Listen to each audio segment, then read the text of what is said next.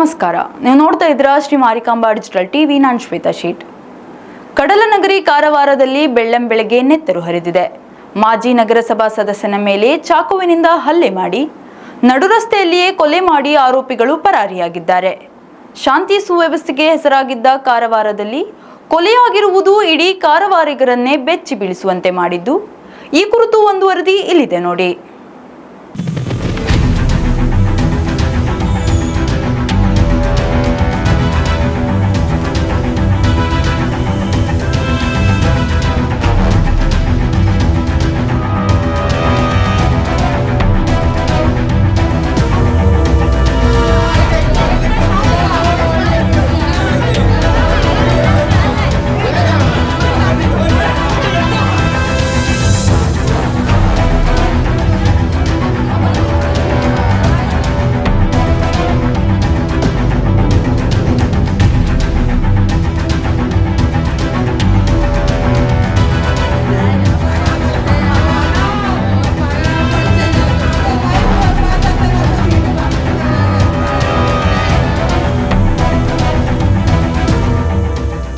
ಹೌದು, ಕಡಲನಗರಿ ಕಾರವಾರ ಗಲಾಟೆ, ಕೊಲೆ, ದರೋಡೆ ಇನ್ನಿತರ ಅಪರಾಧ ಪ್ರಕರಣಗಳಿಂದ ದೂರ ಉಳಿದ ಪ್ರದೇಶ. ಆದರೆ ಇದೇ ಕಾರವಾರದಲ್ಲಿ ಬೆಳ್ಳಂಬೆಳಗ್ಗೆ ನೆತ್ತರು ಹರಿದಿದೆ. ಕಾರವಾರದ ಮಾಜಿ ನಗರಸಭಾ ಸದಸ್ಯನೂ ಆಗಿರುವ ರೌಡಿ ಶೀಟರ್ ಸತೀಶ್ ಕೋಳಂಕರ್ ಎನ್ನುವ ವ್ಯಕ್ತಿಯ ಮೇಲೆ ಚಾಕುವಿನಿಂದ ದಾಳಿ ನಡೆಸಿ ಕೊಲೆ ಮಾಡಲಾಗಿದೆ. ಪ್ರತಿದಿನ ಸತೀಶ್ ವಾಯುವಿಹಾರಕ್ಕೆ ಬರ್ತಾ ಇದ್ದು ನಗರದ ಹಳೆ BSNL ಕಚೇರಿ ಬಳಿ ಆಗಮಿಸಿದ್ದ. ಈ ವೇಳೆ ವೈಯಕ್ತಿಕ ದ್ವೇಷದಿಂದ ಇಬ್ಬರು ಯುವಕರ ಜೊತೆ ಜಗಳ ಪ್ರಾರಂಭವಾಗಿದೆ. ಇನ್ನು ತಕ್ಷಣ ಯುವಕನೋರ್ವ ಚಾಕು ತೆಗೆದು ಸತೀಶ್ ಹೊಟ್ಟೆ ಹಾಗೂ ಕೈಗೆ ಹಾಕಿ ಪರಾರಿಯಾಗಿದ್ದಾನೆ. ಇನ್ನು ರಕ್ತದ ಮಡುವಿನಲ್ಲಿ ಬಿದ್ದಿದ್ದ ಸತೀಶ್ನನ್ನ ಜಿಲ್ಲಾ ಸರ್ಕಾರಿ ಆಸ್ಪತ್ರೆಗೆ ಸಾಗಿಸಿದ್ರೂ ಚಿಕಿತ್ಸೆ ಫಲಕಾರಿಯಾಗದೆ ಮೃತಪಟ್ಟಿದ್ದಾನೆ. ವಿಷಯ ತಿಳಿತಾ ಇದ್ದಂತೆ ಜಿಲ್ಲಾ ಪೊಲೀಸ್ ವರಿಷ್ಠಾಧಿಕಾರಿ ಎಂ ನಾರಾಯಣ್ ಸ್ಥಳಕ್ಕೆ ಭೇಟಿ ನೀಡಿ ಪರಿಶೀಲನೆ ನಡೆಸಿದ್ದು, ಆರೋಪಿಗಳ ಬಂಧನಕ್ಕೆ ಪೊಲೀಸ್ ತಂಡವನ್ನು ರಚಿಸಿದ್ದಾರೆ. ಬೆಳಗ್ಗೆ ಇಲ್ಲಿ ಮಾರ್ಕೆಟಲ್ಲಿ BSNL ಆಫೀಸ್ ಹತ್ರ ವಾಕಿಂಗ್ ಮಾಡುವಾಗ ಕೊಲಂಕರ್ ಅಂತ ಹೇಳಿ ರೌಡಿ ಶೀಟರ್, ಈ ಹಿಂದೆ ಮೇಲೆ 9ರಿಂದ 10 ಕೇಸ್ಗಳಿದೆ. ಅವರ ಫ್ಯಾಮಿಲಿ ಮೆಂಬರ್ಸ್ ಮೇಲೂ ಕೇಸ್ಗಳಿದೆ, ಚೀಟಿಂಗ್ ಎಲ್ಲ ಕೇಸ್ಗಳು. ಈಗೆಲ್ಲ ರಿಯಲ್ ಎಸ್ಟೇಟ್ ವ್ಯವಹಾರ ಮತ್ತು ಯಾವುದಾದ್ರೂ ಬಿಲ್ಡಿಂಗ್ ಕಟ್ಟೋವಾಗ ಹೋಗಿಬಿಟ್ಟು ಅಲ್ಲಿ RT ಹೆಸರಲ್ಲಿ ಕಿರಿಕಿರಿ ಮಾಡೋದು, ಅವರಿಗೆಲ್ಲ ಬೆದರಿಸುವಂಥ ಕೆಲಸದಲ್ಲಿ ನಮ್ಮ ಕಾರವಾರ ನಗರ ಠಾಣೆಯಲ್ಲಿ ತುಂಬ ಕೇಸ್ಗಳಿದೆ. ಹಿಂದೆ ಇವರು ಚಿತ್ತಾಕುಳ ನಿವಾಸಿ ಇದ್ದಾರೆ, ಮತ್ತು ಇಲ್ಲಿ ಪದ್ಮನಾಭನಗರದಂಥ ಒಂದು ವಿಲೇಜಲ್ಲೂ ಸಹ ಅವರು ವಾಸ ಮಾಡ್ಕೊಂಡಿದ್ದಾರೆ. ಬೆಳಗ್ಗೆ ಅಲ್ಲಿ BSNL ಕಚೇರಿ ಹತ್ರ ವಾಕಿಂಗ್ ಮಾಡುವಾಗ ಇಬ್ಬರು ವ್ಯಕ್ತಿಗಳು ಬಂದು ಗಲಾಟೆ ತೆಗೆದು ಅವನ್ನ ಚಾಕುದಿಂದ ಇರಿದಿದ್ದಾರೆ. ಸೊ ಮಾರ್ಗ ಮಧ್ಯೆ ಹಾಸ್ಪಿಟ್ಲಿಗೆ ಇಮಿಡಿಯೇಟ್ಲಿ ಅಲ್ಲಿಂದ ಪಬ್ಲಿಕ್ಕು ಮತ್ತು ಅಂಗಡಿಯವರು ದೆನ್ ಪೊಲೀಸರು ಇಮಿಡಿಯೇಟ್ಲಿ ಅವ್ರನ್ನ ಶಿಫ್ಟ್ ಮಾಡೋ ಸಂದರ್ಭದಲ್ಲಿ ಹಾಸ್ಪಿಟ್ಲಲ್ಲಿ ಅವರು ಮೃತ ಹೊಂದಿದ್ದಾರೆ. ಒಂದು ರೈಟ್ ಕೈಗೆ ಮತ್ತು ಇನ್ನೊಂದು ಪಕ್ಕೆಗೆ ದೊಡ್ಡ ಒಳಗಡೆ ಸ್ಟ್ಯಾಬ್ ಇಂಜರಿ ಆಗಿದೆ ವಿತ್ ನೈಫ್. ಸೊ ನಾವು ಪ್ರಾಣ ಉಳಿಸುವಂಥ ಪ್ರಯತ್ನ ಮಾಡಿದ್ದಾರೆ, ಬಟ್ ಚಿಕಿತ್ಸೆ ಫಲಕಾರಿಯಾಗದೆ ಅವರು ಸಾವನ್ನಪ್ಪಿದ್ದಾರೆ. ಈ ಹಿಂದೆ ಅವರು ನಮ್ಮ ನಗರಸಭೆಯ ಸದಸ್ಯರು ಸಹ ಆಗಿದ್ದರು. ಈಗ ಬೇರೆ ಬೇರೆ ರಿಯಲ್ ಎಸ್ಟೇಟ್ ವ್ಯವಹಾರ ಮಾಡ್ಕೊಂಡಿದ್ದಾರೆ. ನಮಗೆ ತಿಳಿದಿರೋ ಮಾಹಿತಿ ಪ್ರಕಾರ ಪ್ರೀಮಿಯರ್ ಹೋಟ್ಲಲ್ಲಿ ಕಳೆದ ಒಂದು ವಾರದ ಹಿಂದೆ ಈ ಯಾರು ಇಬ್ಬರು ವ್ಯಕ್ತಿಗಳು ಇವು ದುಡ್ಡು ಇಸ್ಕೊಂಡಿದ್ದಾರೆ. ಇವರು 1.5 ಲಕ್ಷ ಮೇಲೆ 2.5 ಲಕ್ಷ ದುಡ್ಡು ಇಸ್ಕೊಂಡಿದ್ದಾರೆ. ಆ ದುಡ್ಡನ್ನು ವಾಪಸ್ ಕೊಡಿ ಅಂತ ಹೇಳಿ ಪ್ರೀಮಿಯರ್ ಹೋಟ್ಲಲ್ಲಿ ಗಲಾಟೆ ನಡೆದಿದೆ. ಅದು ಪೊಲೀಸ್ಗೆ ಬಂದಿಲ್ಲ. ಈಗ ನಮಗೆಲ್ಲ CCTV ಫುಟೇಜ್ ಎಲ್ಲ ತೆಗೆಸಿದ್ದೀವಿ.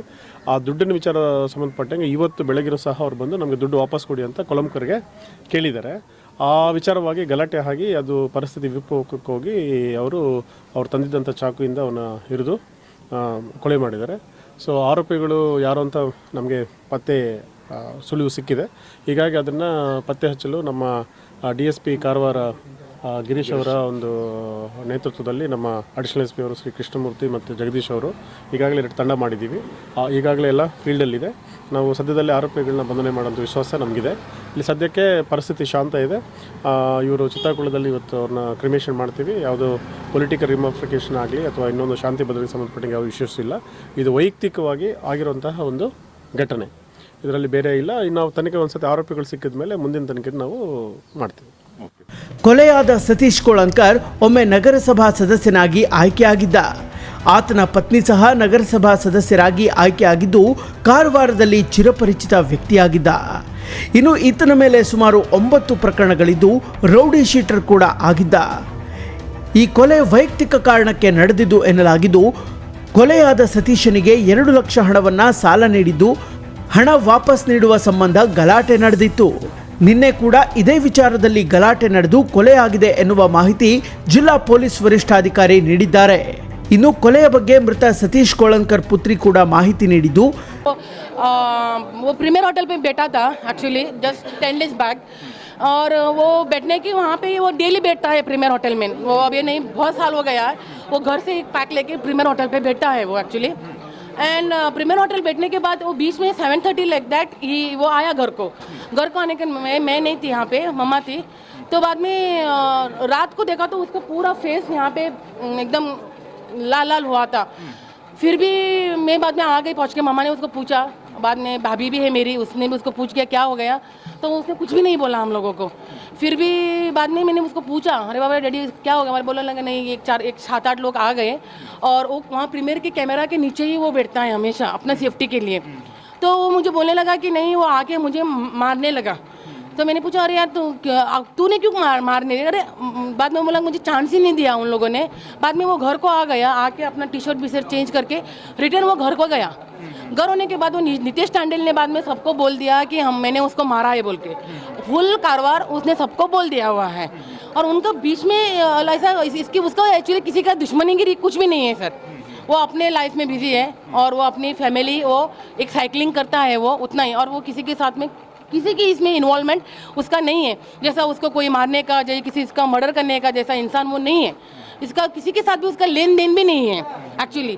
इनका क्या है पता नहीं सर, बट उसको मारा हुआ है नितेश टांडेल ने.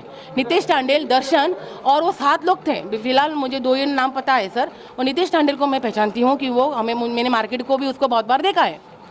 क्यों हुआ वो क्या बिजनेस था क्या इनके बीच में, कुछ बिजनेस था क्या? नहीं है वो पता नहीं सर. बिजनेस कुछ भी नहीं था यार सर. बिजनेस तो नहीं था, बिजनेस कुछ भी नहीं था.